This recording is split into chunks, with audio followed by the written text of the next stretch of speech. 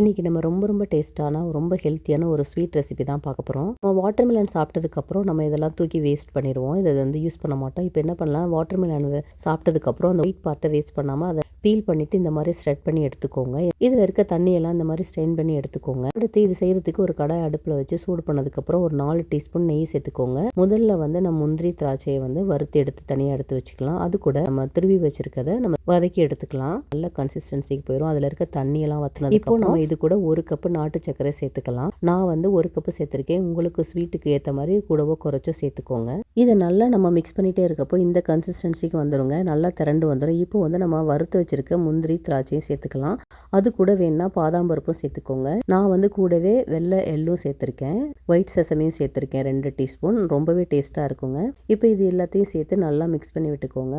இப்போ நமக்கு ரொம்ப ஹெல்த்தியான, ரொம்ப டேஸ்ட்டான ஸ்வீட் ரெடி ஆயிருச்சு. நீங்களும் வீட்ல ட்ரை பண்ணி பாருங்க. Thank you for